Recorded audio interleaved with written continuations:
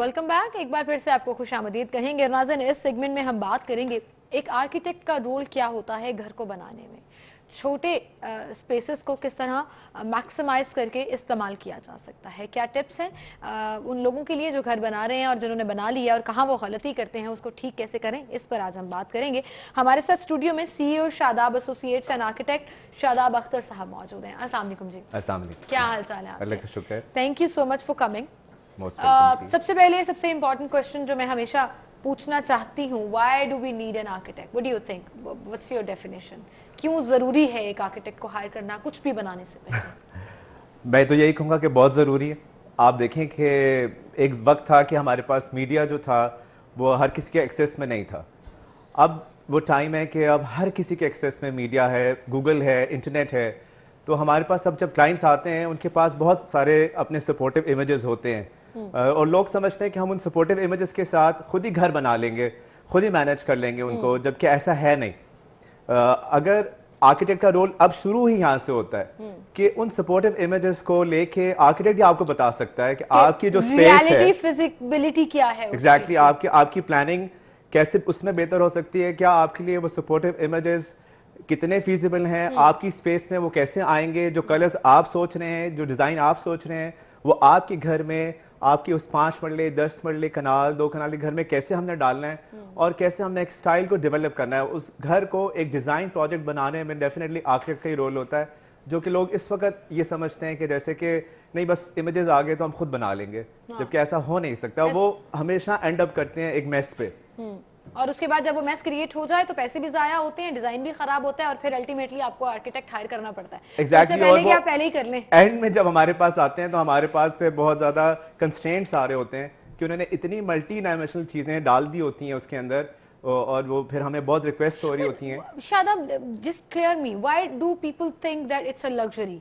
It's a luxury to have an architect घर बनाने के लिए, कोई जगह बनाने के लिए? Not at all. हमारे आर्किटेक्चर जो है वो फ्रोजन म्यूजिक की तरह है। अगर आप देखें कि अगर आप किसी म्यूजिक को सुनते हैं और उससे लुफ्त अंदोज होते हैं, बहुत खुश होते हैं, मजा आता है आपको, इस तरह एक अच्छे आर्किटेक्चर में जब आप बैठते हैं तो आपको उसको देख के एंजॉय करते हैं, आप उससे लुफ्त अंदोज होते हैं। आप देखें कि हर तरह के लोग कैफेज में जाते हैं, रेस्टोरेंट्स में जाते हैं और वहां जाके बैठ के कॉफी पीते हैं, चाय पीते हैं, खाना खाते हैं। क्यों? क्योंकि उन्हें वो इंटीरियर, वो एटमॉस्फेयर, वो सब चीजें अट्रैक्ट करती हैं।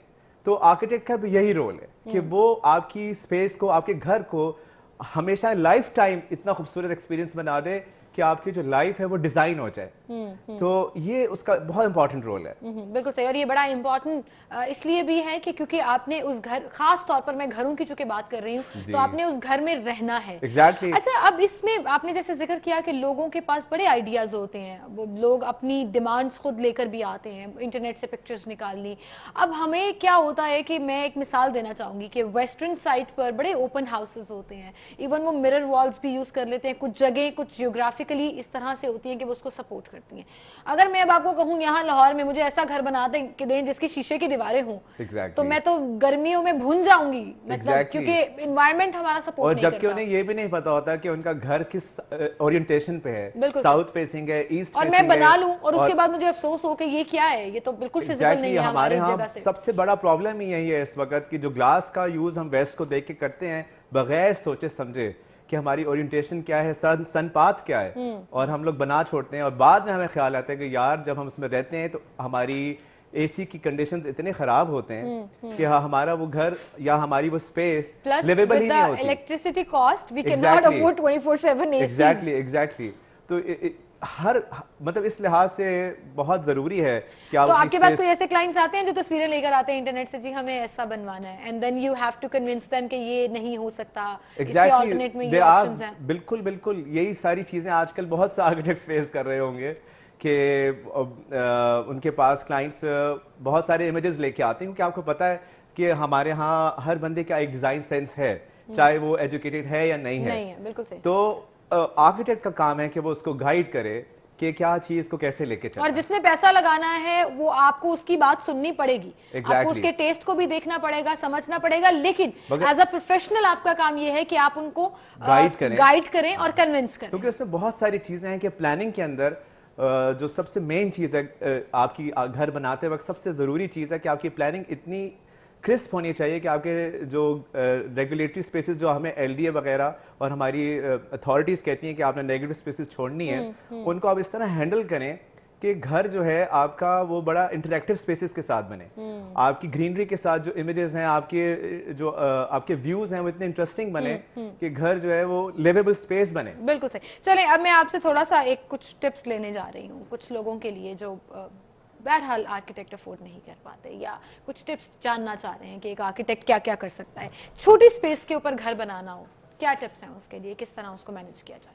देखिए, छोटी स्पेस के लिए जब आप घर बनाते हैं तो उसमें हमेशा लोग क्या करते हैं कि अपने 10 मरले 5 मरले या 2-3 मरले के घरों में घर बनाते हुए लोग आर्किटेक्ट से कंसल्ट करते हुए भी उन्हें एंड में ख्याल आता है कि हमें छत की एक्सेस बहुत ज़रूरी चाहिए और छोटा घर है, जाहिर है इतना कुछ आपने करना होता है, हमारे क्लाइमेट ऐसा है कि we need to access roof. बिल्कुल। तो उस वक्त जब वो सीढ़ियाँ छत पे जाती हैं तो सारे घर के एलिवेशन का बेड़ा गर्क करके रख देते हैं। बिल्कुल सही। और अगर आप पहले उसको प्लान ना अगर हम पहले उसको प्लान आउट कर लें तो आपकी एलिवेशन बहुत खूबसूरत हो सकती है और आर्किटेक्ट प्लानिंग के अंदर स्टेयरकेस को ऐसी लोकेशन दे सकता है कि घर जो है वो ख़राब ना हो और उसकी एलिवेशन ज़्यादा खूबसूरत लगे, बल्कि तो ये बहुत मेजर रोल आ जाता है। बिल्कुल सही। अपने स्टेयरकेस को बनाने के लिए अपने मैप के ऊपर उसका फोकस जो है वो जरूर इस चीज के ऊपर उसका रखें फोकस या अपने आर्किटेक्ट से कहें कि हमें पहले एक्सप्लेन करें। पहले से आपने जब ये चीज बाद में सोचेंगे आप अपनी रिक्वायरमेंट को, तो वो आपके लिए एक तकलीफ दे बन जाएगी हर किसी के लिए। बिल्कुल आप जी। अच्छा शादाब साहब, दूसरा सवाल मेरा ये था कि कोई छोटी स्पेस है, 5 मरले फॉर एग्जांपल, 3 मरले 2 मरले तो बहुत ही छोटा हो जाता है, चलिए 3 से 5 मरले हम कर लेते हैं, 10 मरले कर लेते हैं, कि आपकी जो रूम्स हैं, आपकी लाउंज है, किचन है, वो बड़ा बड़ा लगे, थोड़ा खुला खुला लगे, हो छोटा ही लेकिन वो लुक जैसे कहते हैं ना कि फील बड़ी। आर्किटेक्ट का रोल ही यही है कि वो हर घर को उसके एरिया से डबल दिखाए और कोशिश उसको यही करनी भी चाहिए। उसका कॉन्सेप्ट यही होना चाहिए कि प्रैक्टिकल भी हो जाए और खूबसूरती भी बढ़ जाए। हम आपको पता है कि मैंडेटरी स्पेसेस जो रह जाती हैं हमारी, जो हमें रेगुलेटरीज कहती हैं कि आपने छोड़नी ही है, जो जिनको हम नेगेटिव स्पेसेस कहते हैं, जैसे गलियां हैं, और जैसे आप फर्स्ट फ्लोर पे देखें तो हमें ग्राउंड फ्लोर का 65% कवर्ड एरिया ऊपर बनाना होता है, तो ऊपर हमने डेफिनेटली इतना बड़ा एरिया छोड़ना ही है। उसको अगर हम तरीके से छोड़ें, जैसे अगर आप मैं आपको एक मिसाल दूं कि अगर आप स्टेयर के चढ़ते हुए अगर हमारे पास कोई पैशियो बन जाए जो हमारी जो है एशियन कल्चर को सपोर्ट भी करे, पैशियो आपको पता है आप आराम से वहां पे बैठ सकते हैं एशियन कल्चर के लिहाज से, प्लस आपका जो पैसेज बने उसमें लाउंज, आपके जो बेडरूम्स आप ऊपर देने हैं उसको सबका व्यू हो उस पैशियो का, तो डेफिनेटली वो वाली जो स्पेस है उस प्लान को एक बड़ा लुक देगी। बिल्कुल सही। चाहे आपका घर 5 मरले है, चाहे आपका घर 10 मरले है। और अभी जो हम इमेजेस दिखा रहे हैं ये 10 मरले के घर के हैं और एक्चुअली बहुत स्पेशियस लग रहे हैं। एग्जैक्टली इसके अंदर आप देख रहे हैं कि प्लान जो है इस घर का इतना नए पैटर्न पे बना है कि उसमें हमने लॉबी को इंट्रोड्यूस किया है 10 मरले के अंदर, उसमें हमने ग्रीन एरिया इंट्रोड्यूस किया है और वो एक आम प्लानिंग से हट के इसकी प्लानिंग की गई है, जिसकी वजह से घर एक स्पेशियस लुक देता है कि आपको इनसाइड भी व्यूज मिलते हैं, आपको आउटसाइड भी व्यूज मिलते हैं। बिल्कुल सही। और आजकल लोग सब डिविजन्स कर रहे हैं बड़े प्लॉट्स पे, एक कनाल, 2 कनाल। महंगाई इतनी हो गई है तो अब जैसे जैसे और या फिर बड़ी प्रॉपर्टीज लोगों की सब डिवाइड होती हैं बेटों में या अपनी फैमिली में, तो एलिवेशन जो है वो छोटे डिवाइड करना और उसको कम करना, ये भी एक आर्किटेक्ट का ऑब्वियसली एक एक्सपर्टी है जिसको वो करते हैं। एग्जैक्टली।